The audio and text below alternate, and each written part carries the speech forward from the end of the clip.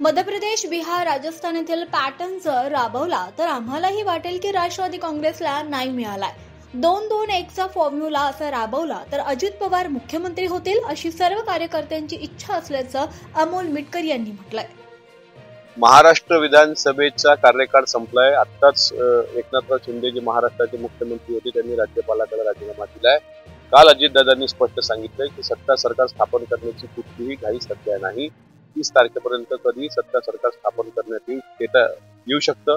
माझ्या माहितीप्रमाणे 1 डिसेंबरला या सरकारचा शपथविधी सोहळा पार पडेल. अर्थातच भारतीय जनता पार्टीचे जास्त त्या ठिकाणी उमेदवार निवडून आले, त्यांना मॅन्डेट मिळालेलं आहे आणि एक स्थिर सरकार देण्याकरता महायुतीच्या वतीनं राष्ट्रवादी काँग्रेस पक्षाकडून आम्ही भारतीय जनता पार्टीच्या जे कुठलं नाव येईल त्याला आम्ही पाठिंबा दिलेला आहे.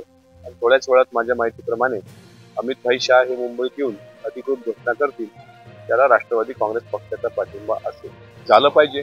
Bihar pattern, Rajasthan pattern, Madhya Pradesh pattern जर झालं तर आम्हालाही असं वाटेल की कुठेतरी राष्ट्रवादी काँग्रेस पक्षाला पण त्या ठिकाणी फार मोठा न्याय मिळाला. तसा न्याय आहेच तो प्रश्न नाही, पण माझ्यासारख्या कार्यकर्त्याला वाटतं की 48 वर्ष 2-2-1चा फॉर्म्युला हा कधी यशस्वी ठरून जर असा पॅटर्न राबवता आला तर निश्चितच अजितदादांना महाराष्ट्राचं मुख्यमंत्री म्हणून पाहणं हे प्रत्येक राष्ट्रवादी काँग्रेस पक्षाच्या सदस्याचं एक स्वप्न आहे. विधानसभा निवडणुकीमध्ये ईव्हीएम मशीनमध्ये 15% मत हे महायुतीसाठी सेट केल्याचा गंभीर आरोप शरद पवार यांच्या पक्षाचे उमेदवार प्रशांत जगताप यांनी केला. या विरोधात आता नागरिकांनी सुद्धा रस्त्यावर उतरलं पाहिजे. पक्ष म्हणून आम्ही निश्चितच न्यायालयामध्ये जाऊ अशी माहिती प्रशांत जगताप यांनी दिली. प्रशांत जगताप हे हडपसर विधानसभा मतदारसंघातून उमेदवार होते. अजित पवार गटाचे चेतन तुपे यांनी प्रशांत जगताप यांचा 7,000 मतांनी पराभव केला. विद्यमान आमदारांविरोधात विरोध असतानाही त्यांचा विजय झाला हे संशयास्पद आहे असंही प्रशांत जगताप यांनी म्हटलं. महाराष्ट्र विधानसभेचा नुकताच झालेला विधानसभेच्या निवडणुकीचा निकाल हा निश्चित माझ्या दृष्टीने आणि सगळ्या महाराष्ट्राच्या दृष्टीने धक्कादायक आणि धोकादायक आहे. पण त्याही पलीकडे जाऊन महाराष्ट्रातली आणि देशाची लोकशाही संपती का काय अशा प्रकारचा प्रश्न निर्माण करणारा आहे. कारण की 213 हडपसर विधानसभा मतदारसंघातून मी सुद्धा निवडणूक लढवलेली होती. निवडणुकीचा एकूणच 20-25 दिवसाचा टेम्पो पाहता शेवटच्या 4-5 दिवसातला मतदारांच्या मनातला संतप्त सवाल, नाराजी या सगळ्या गोष्टी लक्षात घेता विद्यमान आमदार हे 30 ते 40 मताच्या फरकाने पडतील अशा प्रकारचं चित्र होतं. राज्यातल्या विविध खात्यांचा आलेला अंदाज, वेगवेगळ्या सर्वे एजन्सीचा आलेला अंदाज, माध्यमांनी माझ्या विजयाच्या संदर्भात दाखवलेला अंदाज, या सगळ्या गोष्टी बाजूला ठेवून या ठिकाणी माझा 7,000 मतांनी पराभव झालेला आहे. बाकीचा शहराचा आणि राज्याचा आणि एकूण जिल्ह्याचा विचार करता काही उमेदवार जे काही म्हणजे मागच्या वेळेस निवडणूक लढले किंवा आमदार म्हणून सुद्धा त्यांनी कारकीर्द गाजवली, असेच तब्बल 70,000 मताचे 1 लाखाच्या 1.25 लाखाच्या मतांनी फरकाने पडले. हे निश्चित ईव्हीएम मशीनमध्ये घोटाळा हे सिद्ध करणारं आहे. त्याचं कारण आहे की ईव्हीएम मशीनमध्ये साधारण 15% मतं ही सेट करून देण्यात आलेली आहे महायुतीच्या उमेदवारांना. अशाच प्रकारचं त्या काही चित्र समोर येतं आहे. हा रडीचा डाव आहे. या संदर्भात आम्ही कायदेशीर लढाई तर लढणार आहोत, पण त्याही पलीकडे जाऊन महाराष्ट्रातील जनतेने आता रस्त्यावर येण्याची गरज असं मला निश्चित या ठिकाणी वाटतं. त्याचं कारण आहे या ठिकाणी आम्हीच आमदार व्हायला पाहिजे अशी आमची भूमिका नाही, पण जे होतील ते जनतेच्या खऱ्या मतावर व्हायला पाहिजे एवढीच आमची माफक अपेक्षा आहे. निलेश राणे जिंकत नाही तोपर्यंत चप्पल घालणार नाही असा पण करत 6 वर्ष चप्पल न घालणाऱ्या कार्यकर्त्याला निलेश राणे यांनी हाताला धरून पायात चप्पल घालायला लावली.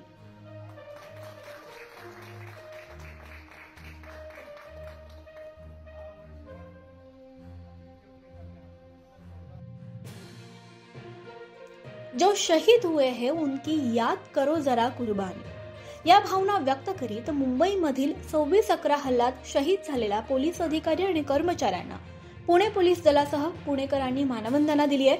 शहीद सैनिकांच्या शौर्याचं प्रतीक म्हणून उभारलेल्या स्तंभाला बँडच्या साथीनं मानवंदना देत त्यांच्या हौतात्म्याला पुणे पोलिसांनी सलाम केला. पोलिसांसह 6,000 शालेय विद्यार्थ्यांनी चित्रकलेच्या माध्यमातून या शहीदांना श्रद्धांजली अर्पण केली आहे. पुणे शहर पोलीस आणि सेवा मित्र मंडळाच्या वतीने 26/11ला जो मुंबईवर दहशतवादी हल्ला झाला त्या पोलीस जे शहीद झाले, अधिकारी शहीद झाले, त्यांच्या स्मरणार्थ दरवर्षी सारसबाग येथे या ठिकाणी भव्य चित्रकला स्पर्धेचं आयोजन करण्यात येत असतं. तसेच पोलीस मानवंदना या ठिकाणी असते. सकाळी 8:30 वाजल्यापासून या कार्यक्रमाला सुरुवात झालेली आहे. आपण बघताय की खूप मोठ्या संख्येने पुणे शहरातील हे सगळे शाळा सहभागी असतात. टोटल 5 गट असतात. पहिली ते दुसरी, दुसरी ते तिसरी ते चौथी 5वी ते 7वी, 8वी ते 10वी आणि खुला गट या 5ही गटात स्पर्धा मोठ्या प्रमाणात असते आणि जवळजवळ आत्ता 6000 विद्यार्थ्यांनी या ठिकाणी भाग घेतलेला आहे। या मुलांना सहभागाचं प्रमाणपत्र दिलं जातं। नंतर ह्याच ठिकाणी बक्षीस समारंभ होतो।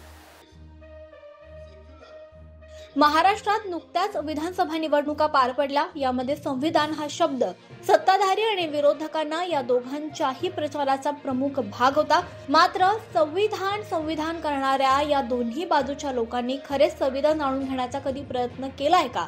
पूर्वीच्या काळी भेदाभेद करणारी संस्कृती चांगली कशी असेल असे सवाल उपस्थित करत हिंदू राष्ट्र ही संकल्पना भारतीय संविधानात विरोधी असल्याचं मत निवृत्त न्यायमूर्ती अभय टिपसे यांनी व्यक्त केलंय। तर जे हिंदू राष्ट्र पाहिजे असं म्हणतात हे उघडच कसं काय चालवून घेतलं जातं हे मला कळतच नाही। आणि याच्यात मला आश्चर्य वाटतं, याच्यात बहुजन समाज, दलित समाज हा पण सामील होतो। काही लोक होतात ज्याने आंबेडकरांना जे मानतात, त्यांच्या विचारांना मानतात, हे कसं खपवून घेतात हेच मला कळत नाही। आज प्रत्येक राजकीय पक्षाला बाबासाहेब आंबेडकर हवेच आहेत, कारण त्यांच्या विरुद्ध बोलायची कोणाची प्राज्ञा नाही। मी त्यांच्याबद्दल खूप वाचलेलं आहे आणि ते कोणालाही घाबरत नव्हते। त्यांची मतं इतकी त्यांनी उघड व्यक्त केली आहेत की काही त्यात संदिग्धता आहे। ते असं म्हणले होते की हिंदू राष्ट्र यदा कदाचित कधी झालंच तर ती मोठी आपत्ती ठरेल। त्यांनी हिंदू धर्माबद्दल काय टीका केली आहे ती आज करायची कोणाची हिंमत नाही, पण ते कोणालाही घाबरत नव्हते आणि स्पष्ट बोलत होते। त्यांनी बरंच लिहून ठेवलेलं आहे, आपल्याला बऱ्याच जणांना ते माहिती असेल। पण प्रश्न असा पडतो की इतकी उघड गोष्ट आहे, हे चालवून कसं घेतलं? मला मजा वाटते की बाबासाहेब आंबेडकरांचा फोटो आहे, त्याच्या बाजूला जे हिंदू राष्ट्र म्हणणाऱ्यांचा फोटो आहे, हे कसं काय चालतं? याच्यातली विसंगती कोणाला कशी दिसून येत नाही? गेली 5 वर्ष देवेंद्र फडणवीस यांनी पक्षासाठी अहोरात्र काम केलं। त्यांच्यावर प्रचंड टीका झाली, मात्र त्यांनी कामामध्ये कुठलीच कसर सोडली नाही।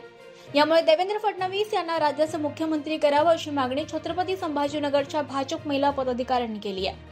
यासाठी महिलांनी स्वतःच्या रक्तानं पंतप्रधान नरेंद्र मोदी यांना पत्र सुद्धा लिहिलंय। या पत्राच्या माध्यमातून देवेंद्र फडणवीस यांना मुख्यमंत्री करावी अशी मागणी त्यांनी केलेली आहे। कल्याणच्या आधारवाडी परिसरातील प्रसिद्ध वर्टेक्स हाऊसिंग सोसायटी मधील 17व्या आणि 18व्या मजल्यावर संध्याकाळी अचानक भीषण आग लागल्याची घटना घडली होती। आगीमुळे इमारतीतून मोठे धुराचे लोट निघत असल्याचं पाहायला मिळालं। रहिवाशांमध्ये या घटनेमुळे भीतीचं वातावरण निर्माण झालं। आगीची माहिती मिळताच अग्निशमन दलाच्या 8 ते 9 गाड्या घटनास्थळी दाखलही झाल्या। अग्निशमन दलाचे जवान युद्ध पातळीवर आग विझवण्याचं आणि इमारतीत अडकलेल्या लोकांना बाहेर काढण्याचं काम करतात।